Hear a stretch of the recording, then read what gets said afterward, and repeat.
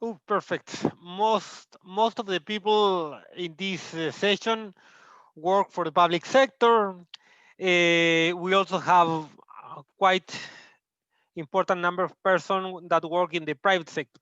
From public and private sector is mainly the role in your countries. Thank you very much for answering this poll. Great. Thank you very much, everyone, for answering the question. Now I have the pleasure of introducing Mr. Richard Jackson. Mr. Richard Jackson is president of the Global Aging Institute, GAI. Prior to founding GAI, Richard directed a research program on global aging at the Center for Strategic and International Studies. He's an international recognized authority on global aging and the author or co-author of numerous policy studies on the challenges it poses, include Meeting India's Retirement Challenges in 2018, Voluntary Pension in Emerging Countries, New Strategies for Meeting the Retirement Security Challenges in 2017, From Challenges to Opportunities, Wave 2 for the East Asia Retirement Survey in 2015, and the graying of the great power, demography, and geopolitics in the 21st century. Richard regularly speaks on aging-related issues, and he is widely quoted in the media. He holds a BA from SUNY at Albany and a PhD from Yale University. Before we start, once again, I invite you to ask your question throughout this webinar by sending them via the question and answer session. After the presentation, I will read them to the presenter. I would also like to let you know that the session will be recorded and made available as a video file on the program website in the following days. Richard, thank you very much for your time to be here. The floor is all yours. It's my pleasure, Waldo, and thank you. It really is a delight to be able to join all of you in the audience, if only virtually. You know, when it comes to retirement security, I think it's fair to say that the vast amount of attention, both on the part of government policymakers, and here I'm speaking specifically of emerging markets, the vast amount of attention of both of policymakers and of policy experts in the retirement space has been on mandatory pension systems, how to make them more inclusive and how to make them more adequate. I'm going to argue today that more attention needs to be paid to expanding the breadth and depth of voluntary pension savings in emerging markets. If you could bring up the next slide, please. And the place to start is by exploring for just a little bit the dimensions of what I think can only be described as a looming crisis in retirement security. At the most basic level, there are two dimensions to the adequacy of any contributory pension system. The first dimension is its breadth, as defined by the share of the workforce that participates. The second dimension is its depth, as defined by the share of pre-retirement income that the system replaces. I'll start with the breadth, which is, I think of the two, the issue that's received the most attention. Across the emerging world, countries struggle with the same challenge. A large share, and in some countries, the majority of workers don't contribute to the mandatory state pension system at all. And if they do contribute, they often do so irregularly, which means that benefits are likely to be inadequate.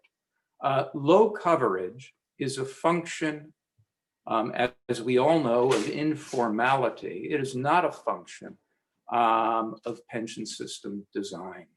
When informality is high, coverage is low. As you can see, in the right-hand panel, and this appears to be true irregardless of how the pension system is financed, whether it's on a pay-as-you-go basis or on a funded basis.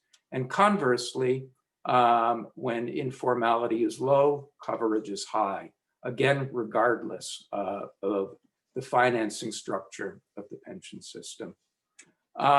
For many years, economists assumed that along with development and rising incomes, informality would decline and coverage would rise in emerging markets.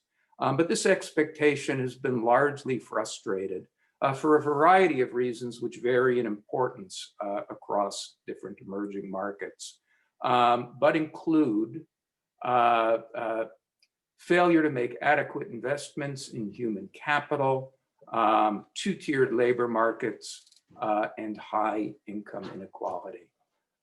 Low coverage is a major economic and social challenge in most of today's emerging markets, most of today's relatively youthful emerging markets.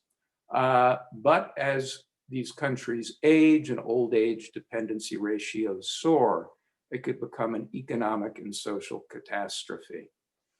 Next slide, please. Could we bring up the next slide? Very good, thank you. There was just a momentary lag. Of course, retirement insecurity in the informal sector has been a reality since time immemorial. What's new, I think, and this is increasingly appreciated but less so, is that it's also becoming a problem for the broad middle class. From Brazil to China, many emerging markets with pay-as-you-go pension systems are being compelled to make deep prospective cuts in the generosity of retirement provision. Take South Korea, which had the unfortunate timing of putting in place its pay-as-you-go national pension system in the late 1980s, just before its birth rate collapsed. It's already cut the original promised replacement rate of 70% twice, all the way down to 40%. And with the system still running large long-term deficits, it will undoubtedly need to further reduce the generosity of benefits in the future. A similar story in China, a similar story in Brazil. Countries with funded pension systems, I believe, at least in theory, are better positioned or should be better positioned to confront the aging challenge. But the reality on the ground is that they're not so well positioned after all. In countries with personal account systems like Chile, Hong Kong, and Mexico, contribution rates have been too low to generate adequate replacement rates. In countries like India, Indonesia, and Malaysia, with centrally managed, government-managed provident funds, contribution rates are also are often much higher. In Malaysia, they're 24% of payroll. In Singapore, actually 37% of payroll. But these systems are structured as multi-purpose savings systems. Much of the savings flows to non-retirement purposes, and in some countries, almost all of it does, notably in Indonesia. So replacement rates end up low in these systems as well.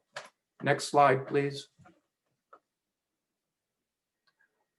All of this would matter less if retirees could rely on alternative sources of income. But this is rarely the case. Most workers nearing retirement across the emerging world have very little personal savings. This is true even in high savings East Asia, where the financial asset to income ratio of households in their 50s nearing retirement is on average just between 1-to-1 and 2-to-1. And that's the average. The medians are much lower, less than 1-to-1 in most countries. Workers at older ages can remain in the labor force, but there's an enormous educational and skills gap across the emerging world between younger cohorts and older cohorts, which means that older workers are often locked out of the jobs in the growth sectors of the economy and have to labor at low-skilled jobs in the informal sector. Most importantly, traditional family support networks, the mainstay of retirement security in many countries, are under increasing stress from the forces of modernization. Until recently, governments in emerging markets could assume with some legitimacy that workers who reached old age without an adequate pension or without personal savings would be supported by the extended family. That assumption is no longer valid today, and it will be even less so tomorrow. If you take a look at the top chart on the right of the screen, this is some data from a survey on retirement attitudes and expectations that the Global Aging Institute did in 2015 in 10 East Asian countries. The very first question we asked in the survey was, who ideally do you think should be primarily responsible for providing income to retired people? The results, to my mind, are astonishing. I was certainly aware that the so-called ethic of filial piety that underpins the family-based retirement support system in these countries was under stress, but I didn't expect the share saying it should be grown children or other family members to be in the single digits or the low double digits, between about 5% and 10%. Now, admittedly, this was a normative question. We're asking how people think things should ideally be, but we also had a number of expectational questions in the survey in which it became clear that younger and midlife workers had a much lower expectation of family support than is actually the case for current retirees. So expectations and attitudes related to the family are shifting. And in addition, and this is the second chart, illustrates this, in addition, families will soon come under intense new pressure from the aging demographic and declining family size. In Brazil and South Korea, the average number of surviving children that the typical elder can turn to for support will decline by 1.7 between 2010 and 2040. In China, it will decline by 2.3, and in Mexico by 2.4. So even if the propensity of grown children to care for their aged parents doesn't change, the odds that an elder will have a grown child to take care of them, able and willing to take care of them, will decline. Next slide, please.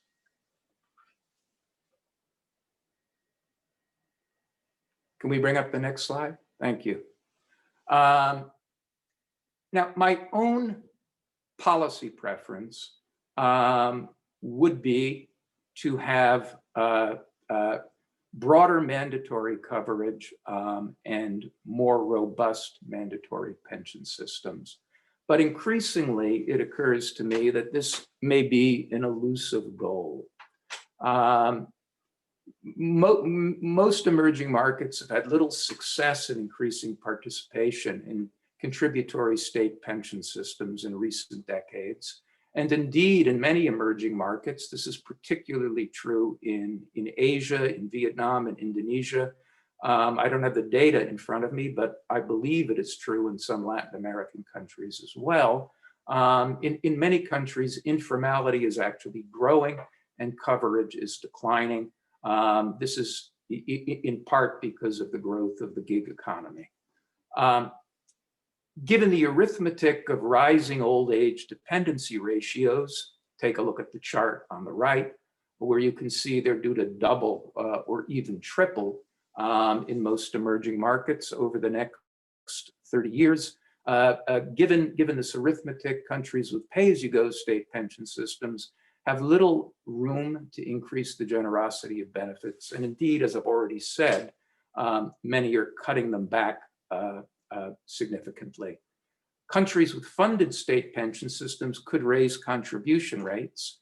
And of course, some, including Chile and Mexico, plan to do so. This is important. This is commendable. But I would just point out that much of the public in these countries views mandatory contributions as a tax and is likely to resist significant increases.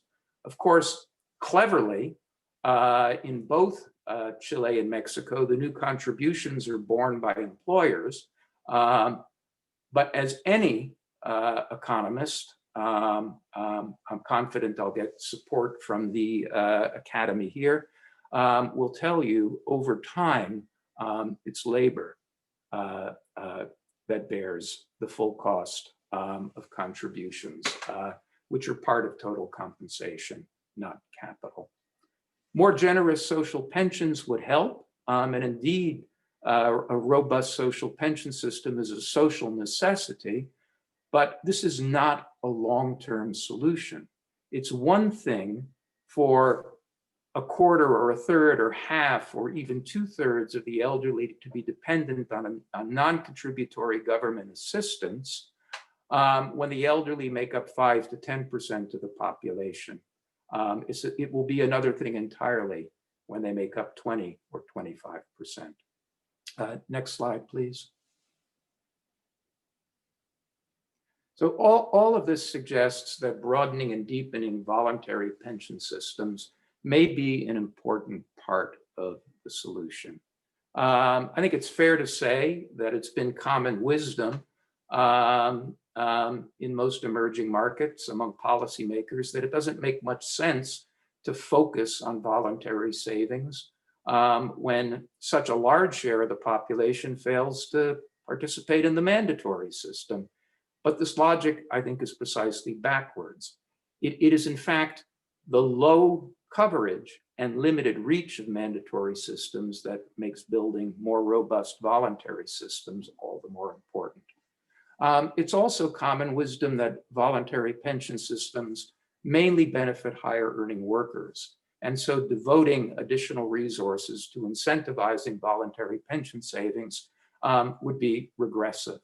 It is absolutely true that this is the case today, and I'll have some slides in just a moment that'll show you that this is the case.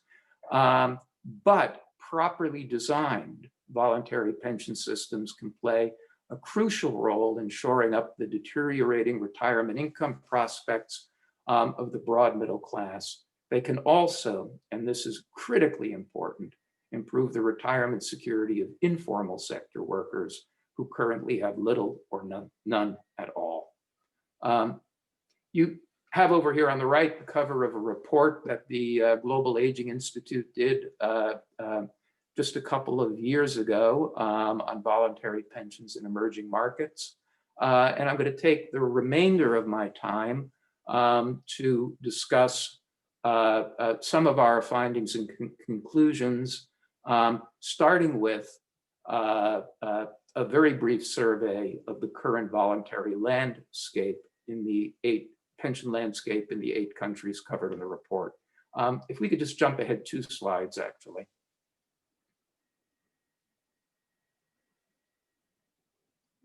The 8 countries covered included 3 in Latin America, Brazil, Chile, and Mexico, and 5 in Asia, China, Hong Kong, India, Malaysia, and Thailand. As in any good story, there's some good news and some bad news. The good news is that voluntary pension systems in all 8 countries have certain positive characteristics in common. For one thing, at least in my view, this is a big plus. Almost all of the systems are exclusively defined contribution, which well suits them to the needs of increasingly mobile workforces and aging populations. All of the systems, moreover, benefit from at least some degree of favorable tax treatment designed to encourage voluntary retirement savings. Most of them have well-developed most of the countries have well-developed fund management industries, and most of them have highly professional regulators to enforce rules and standards. The bad news is that the reach of these systems is even more limited currently than that of mandatory systems. Next slide, please.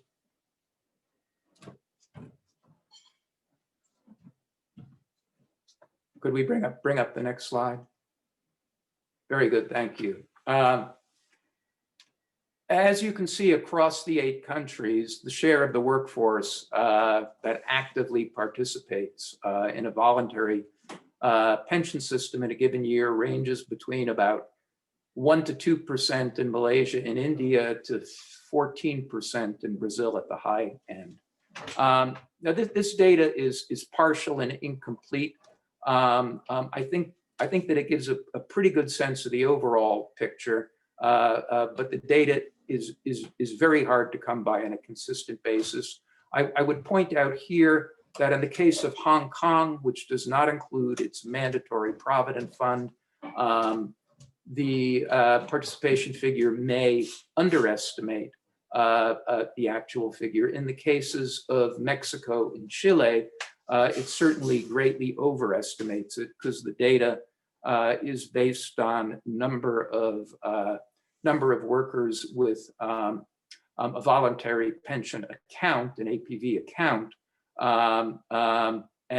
but many of those accounts are empty. We don't have data on the number of actual contributors. But we may for Chile, but this chart does not show it. Next slide, please.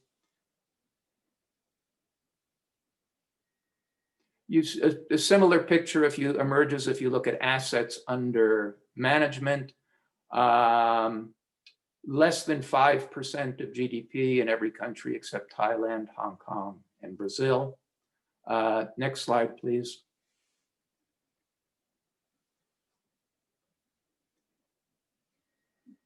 Moreover, it's not just that the share of the workforce that participates is limited. Participation is indeed highly skewed by income. Here I'm showing data for Chilean APV contributors by income decile in 2016. Chile, and thank you, Olga Fuentes, was the only country in the report that was able to supply any distributional data on voluntary pension savings. As you can see, about 2/3 of participants are in the top income quintile and nearly half are in the top decile. If you look at assets held by contributors, fully 98% are held by contributors with incomes, or I guess more specifically contributable wages above the median. Next slide, please. Actually, we can advance one more. So what needs to change to broaden and deepen voluntary retirement savings in emerging markets? I think the place to start, and here I am relying heavily on lessons from developed countries where voluntary saving systems are much more developed, as well as by OECD best practice guidelines. I think the place to start is to leverage the lessons of behavioral economics. The experience of the developed countries teaches that switching enrollment from the traditional opt-in model, where workers have to actually actively choose to participate in a voluntary pension system, to an opt-out model where they're automatically enrolled but can choose to opt out, can greatly increase participation. In the chart, you can see data for the UK and New Zealand on participation before and after the introduction of auto enrollment. So I would suggest that at a minimum, emerging markets should require employers who sponsor a pension plan to implement auto-enrollment more ambitiously, and this is what the UK and New Zealand have done. They could require all employers to sponsor a plan in which workers would be auto-enrolled. In effect, pensions will become mandatory for employers, but voluntary for employees. Now, when we think of auto-enrollment, we naturally think of employer pension systems as opposed to personal pension systems. But in fact, so long as a personal pension system can piggyback itself, that might be difficult to translate, can take advantage of the payroll architecture of employment systems, it's actually would be relatively easy to introduce auto-enrollment into personal pension systems.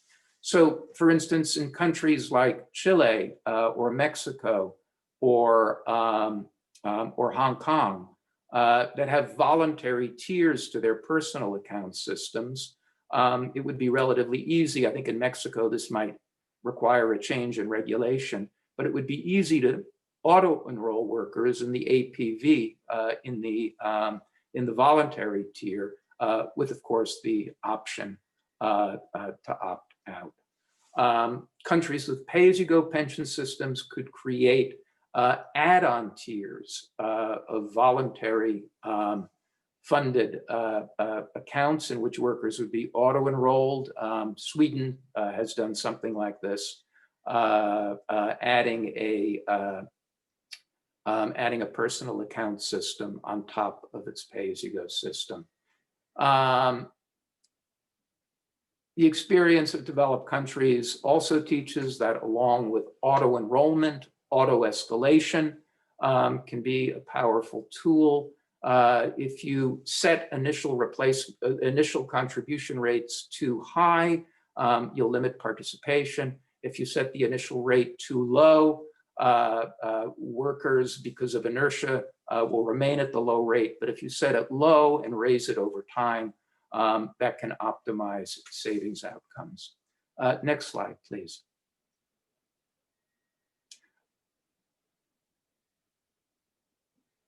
Could we bring up the next slide? I think we just have a lag here again.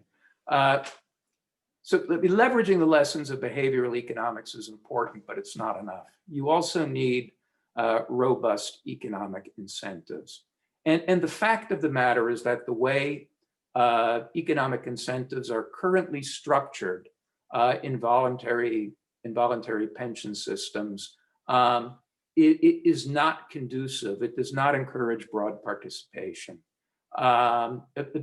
Voluntary pension savings receives a tax preference. It's a deduction from taxable income.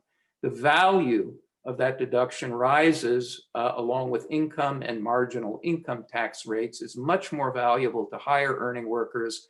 It's of relatively little value to workers in the middle of the income distribution, and it's often of absolutely no value at all to lower earning workers who often do not pay income taxes at all.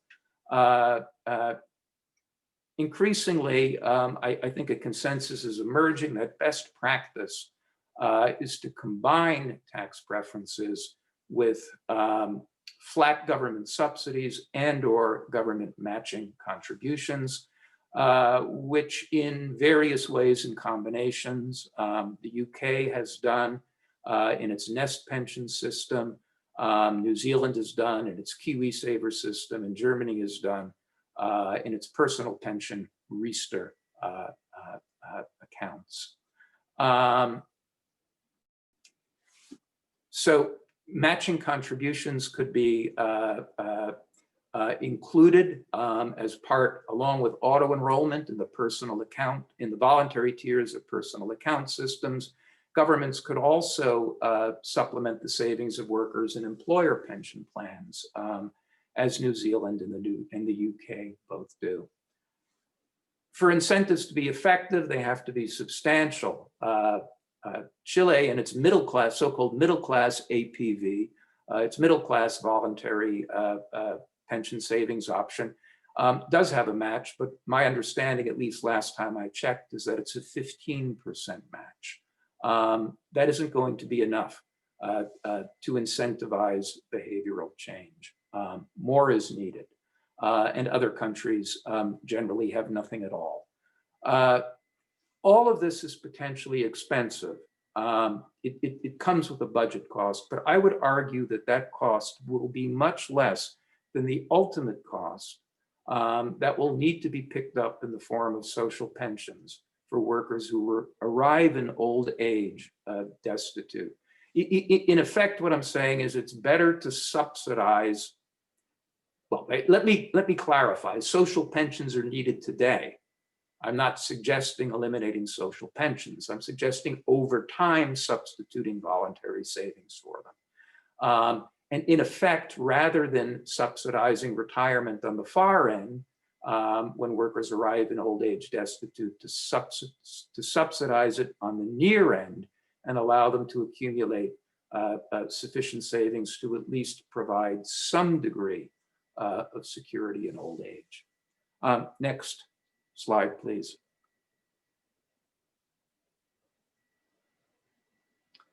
Now, in the report, we actually have a lot to say about best practice during the accumulation phase, as well as during the payout phase. In the interest of allowing sufficient time for discussion, let me just make the big point here, which is that government should not let the perfect become the enemy of the good. In a mandatory system, which involves state coercion and compulsion, it's possible to put in place policies which most retirement experts would agree will over time result in best outcomes, or at least it's possible to try. But in voluntary pension systems, which depend on the choice of workers to participate, or with auto enrollment, the choice not to opt out, compromise is sometimes necessary. And let me just focus on 2 points here. The one is individual choice. I think most retirement policy experts would agree that it's better to leave investment decisions in the hands of the professionals, professional asset managers, that this will result in higher risk-adjusted returns over time. It's possible to mandate that in a mandatory system, but a voluntary system has to allow for at least some degree of individual discretion. Here, the best compromise might be to have a default fund based on life cycle investment principles, and perhaps a limited panel of other fund options. Most workers will stay in the default fund and hence benefit from that. The other is on pre-retirement withdrawals. Ideally, all retirement savings would be preserved for retirement. But if in a voluntary pension system, you rule out pre-retirement withdrawals, remember, workers are liquidity constrained.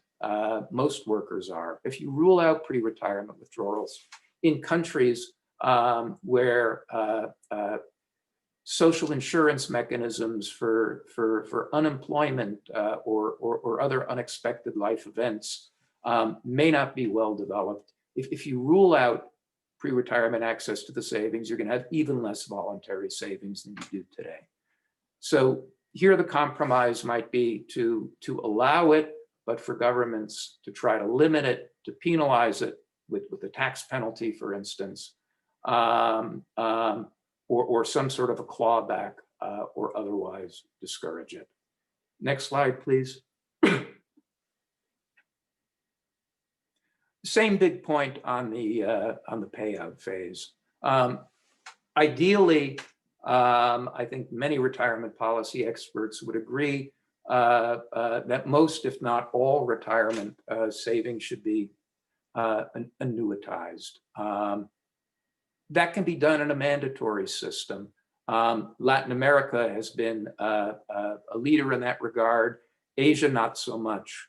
In fact, the only country I'm aware of in countries I'm aware of in Asia that require even partial annuitization of retirement savings are Singapore and India in the MPS, not in the big employee provident fund. But in voluntary systems, you need to give workers more flexibility. Here, the best compromise, and I think this is one that the OECD recommends, might be to require programmed or phased withdrawals combined with a deferred annuity, maybe kicking in at age 75 or age 80 or even age 85 to provide protection against longevity risk on the far end. Next slide.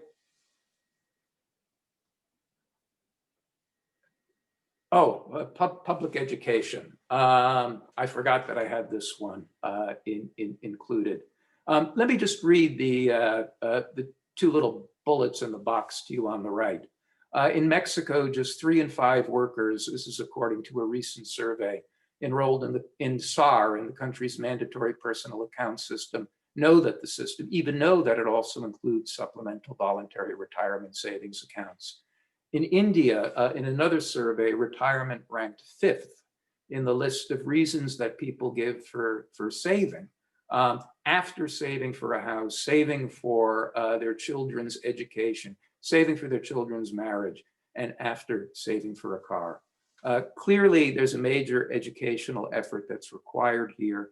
And I think, you know, in addition to familiarizing people with how voluntary retirement savings works, there are 2 big points that this effort needs to make. One is to give participants more realistic expectations of what they can expect from the mandatory system. And the second, this is particularly in countries that still rely heavily on the extended family, like India, to caution workers that this is a risky proposition in rapidly aging societies with declining family size. Next slide, and I believe there are just 2 more. One of the big lessons from developed countries is that the most effective way of expanding voluntary pension coverage has been through employer pensions. This has certainly been the case in the United States. But obviously, the scope for expanding employer pensions is much more limited in many, if not most, emerging markets. One reason, of course, is that you can't extend coverage to the informal sector through employer systems. Many people don't have employers, and even if they do, they're not plugged into the tax infrastructure. Beyond that, it's not just the size of the informal sector, it's also the structure of the economy. Employer systems work much better in countries dominated by medium and large firms. They work less well in countries dominated by medium and small firms or by micro enterprises. Nonetheless, wherever possible, emerging markets should encourage the development of voluntary employer pension systems. You know, a mandate is the surest way to do that, a mandate coupled with auto-enrollment. But even short of a mandate, auto-enrollment for employers, for existing employer plans would be a big help. Countries might also consider differential tax treatment for employer-sponsored and individual pension savings. More generous tax treatment for the former has been in the United States one of the big drivers of the expansion of our 401k system. Non-discrimination rules are also really important. As noted earlier, and as all of you know, tax preferences predominantly benefit higher paid employees. But if you make access to those tax preferences for those higher compensated employees, contingent on bringing in rank and file workers, or at least some share of them, you could increase coverage and participation. In that regard, I believe that's something Chile's APV system has been experimenting with. And final slide. So I finally arrive at the critically important issue of expanding voluntary pension coverage in the informal sector. I think it's fair to say that currently this is one of the sexiest issues in retirement policy around the world. If anything in retirement policy can possibly be considered sexy. And there's been a big change in thinking here. Many experts are concluding that voluntary pensions may be a better response to the problem of old age insecurity in the informal sector than social pensions. Social pensions are a necessary near-term palliative, but they have two big problems. One is that they encourage labor market informality, which is the very condition that makes them necessary. And the second is that they leave a large share of the elderly dependent on government social assistance. And this will leave them vulnerable to benefit cuts as societies age and fiscal pressures grow. Voluntary retirement savings do not have these drawbacks, which is why a growing number of countries, especially in Asia, are designing special voluntary pension systems for the informal sector. And among the countries covered in our report, this is the case to date in China, India, Malaysia, and Thailand. Obviously, the goal of expanding retirement savings to the informal sector faces enormous obstacles. And frankly, up until recently, the obstacles were probably insuperable. How do you collect the savings? How do you channel it to a central clearinghouse and ultimately to fund managers? But more recently, advances in digital IT, particularly involving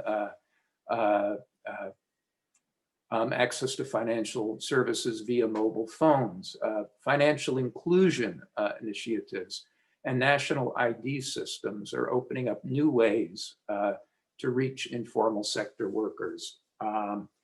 In India's voluntary pension system for the informal sector, the Atal Pension Yojana, workers who have joined the system have contributions automatically debited via their mobile phones. The next step is to figure out some way to auto-enroll informal sector workers in a voluntary pension system like the one that India has. Here, one idea, and admittedly this is a bit bold, but one could tie access to certain basic services, for instance, utilities, or to a cellular network, to opening up a voluntary pension account. In the voluntary sector, you also need considerable flexibility, even more than in voluntary pension plans for formal sector workers. All of these new systems allow flexible contributions. Some of them have different contribution tiers you can elect to contribute at. Many of them allow contributions to be made monthly or quarterly or annually or even skipped. Flexibility is necessary with pre-retirement withdrawals, again, even more so than for formal sector workers. Most of these systems are very new. In most countries, it's too soon to gauge their success. But in India, the results are very encouraging. Coverage is growing very rapidly. And the success in China has been nothing short of spectacular. It has 2 new voluntary pension systems for the informal sector introduced 6 or 7 years ago, maybe just a little bit more than that. One for rural workers and one for migrants. And already several hundred million workers have joined. So let me end there just with and add a final cautionary note. In fully developed economies, retirement insecurity is growing as well. But this means a somewhat diminished standard of living in old age. In emerging markets, if in one fashion or another these issues aren't addressed, in many countries we're looking at a potential aging humanitarian catastrophe. Thank you.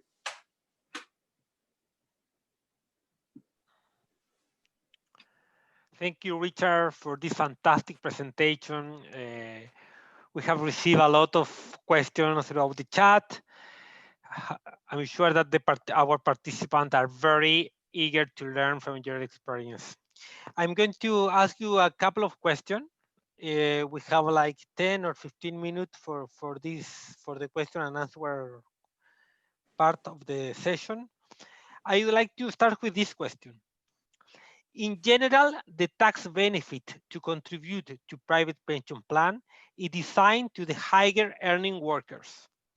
How we could design a good tax benefit for the lower income worker if they don't have tax base to deduct the contribution to private pensions? Right. Well, the approach I suggested was rather than tax benefits, you could have a flat government subsidy to all workers, or perhaps an income-related flat subsidy. You could also have government matching contributions. To limit the cost, you would want to cap those at some income level, as most, or I think every country that has government matching contributions in a voluntary pension system does. Another approach might be to replace tax deductibility with a refundable tax credit. But I think the consensus view is that combining some form of tax deductibility with flat subsidies and matching contributions might be the optimal solution. But it's absolutely true that as currently structured, tax incentives do virtually nothing to encourage retirement savings. By the bottom half, and in some countries, the bottom 3/4 or 4/5 of the workforce. I have another 2 questions that are very related, that I will do the 2 questions at the same time. First one is, do you think it is necessary to mandate the Social Security contribution for self-employed in countries where informality is growing? And the second one is, given the reduction in natality rate, have any countries found a good strategy for informal workers to contribute to a pension fund? Given the reduction, the first question I think I understood. The second one, I'm not quite sure I understood. Given the reduction in the natality rate, have any countries found a good strategy for informal workers to contribute to a pension fund? Is it the natality rate or the informality rate? That's what I'm. No, given the reduction in natality rate. In the birth rate? Yes. Yeah, okay.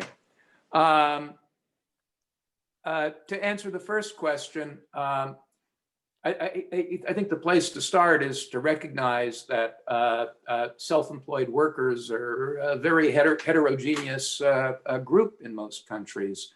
They include low-skilled day laborers. They also include highly skilled professionals. I think it makes absolute sense to mandate participation at least for that segment of self-employed workers who pay taxes. I mean, that's how you can monitor and enforce that. As for the larger group in the informal sector, I think India offers some perhaps useful lessons here. Sometimes workers are informally employed, but they're working for formal employers. That may not be the case in many Latin American countries, I'm not sure, but it's certainly the case in Asian countries. So there could be a mandate put on the employer to at least opt in all employees, whether formal or informal, into the system. I mean, and then more broadly, as I hinted at in the last slide, I think increasingly, and there's been a lot of work on this, a fantastic book published just a year or two ago by Pinbox, a group called Pinbox in Singapore, on extending voluntary pension savings to the informal sector, which the questioner is absolutely right, becomes all the more critical as birth rates fall and family support networks erode. And the countries that are leaders there are places like Kenya in Africa, or Bangladesh and India, where microfinance is being sort of co-opted and repurposed to bring people into voluntary pension systems. There's a growing, this is new, but there's a growing literature on it. And I would encourage the audience, if they're interested, to look into that. And several of these studies are footnoted in my report, which you can find on my website. Another question. Thank you very much. Another question. Richard, given your experience working with pension systems around the world, do you have any reflection or any recommendation to share with our policymakers in Latin America who are dealing with challenges related to low level of pension, problem of sustainability, generous pension, political pressure, etc.? What can we do to build better pension in Latin American countries? Okay. 3 points. I think 3. The 4 is also okay. If you have 4, the first is to resist the temptation in those countries that have funded systems of returning to a pay-as-you-go model. Pay-as-you-go systems work very well in countries with rapidly growing workforces and rapidly growing wages, because the implicit rate of return on a pay-as-you-go system is the rate of growth in aggregate payroll. In other words, the payroll tax base. But as societies age and as workforces grow more slowly, and as hopefully wage growth, I want to stress the demographic point. The advantage shifts to the funded model. The temptation of the pay-as-you-go system is that in the near term, because Latin American countries are relatively young, you could pay higher benefits at the same contribution rate you're now paying in Chile or Mexico or any other Latin American country through a pay-as-you-go system. But there'll be a crossover point 5 or 10 or 15 years from now when that will no longer be the case. It's also true that rates of return on capital are likely to be lower in the future than they have in the past. But it's unlikely that they'll fall as far as the rate of return in a pay-go system. So that's number 1. Number 2 is increase contributions to the mandatory system if you can. Chile began a discussion about that, I guess 2 years ago now. Mexico seems poised to do that. As a rule of thumb, I mean, the replacement rate results in a funded system depend on a lot of things, including the real rate of return, including contribution density, retirement age, and so forth. But as a rule of thumb, you need to contribute something around 15% of salary throughout a career if you want to generate a replacement rate of at least 50%. So increase contribution rates in mandatory systems if you can, but at the same time, that leaves the whole problem of the population that doesn't participate and now relies on social pensions. And what I was arguing today is that there should be a redoubled effort to increase voluntary pension savings, and to do so through what's called soft compulsion, these lessons of behavioral economics, and also more progressive economic incentives to participate, because the current incentives are highly regressive. Tax deductibility from the income tax base is highly regressive. Countries need to move in a different direction. And if you agree, I would like to ask you two more questions because we're on time, but I'd like to ask you two more questions. The first one is, what can advise a country that begins with implementation of voluntary pension saving fund in order to regulate their operation in the best way, as well as how to improve the transparency of the institution that manages them? Again, I'm not quite sure I grasp the bottom line to the question. How can you improve the transparency of the institutions? Well, I mean, that's up to the pension regulator in each country to do that. There should be full disclosure on fees. Fees should be published and easily comparable across plans.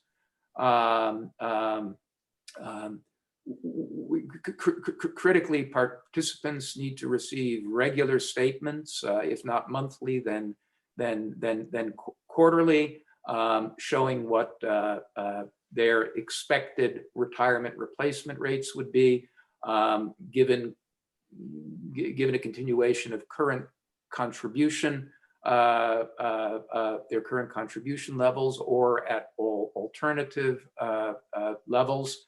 I mean, the whole regulatory dimension of this is a little bit beyond my expertise, but I fully concur that adequate regulation and transparency is absolutely critical. And I also will concede that there may be many developing countries that do not yet have the institutional capacity to pursue this kind of reform agenda. They do not have the professional regulator, and they do not have adequately developed domestic capital markets. I fully concede that. I think it's fair to say that of the 8 countries included in our study, some of which are lower middle income, some middle income, that all of them do. But there are many countries, including some in Latin America, that might not. And the last question, very related. What are the success factors in voluntary saving when the employer is the one offering the plan? When the employer is the one? Yes. Okay. Auto enrollment, auto sweeping, which means that workers who opt out are periodically opted back in. Auto escalation, a well-designed default fund, preferably on based on life cycle investment.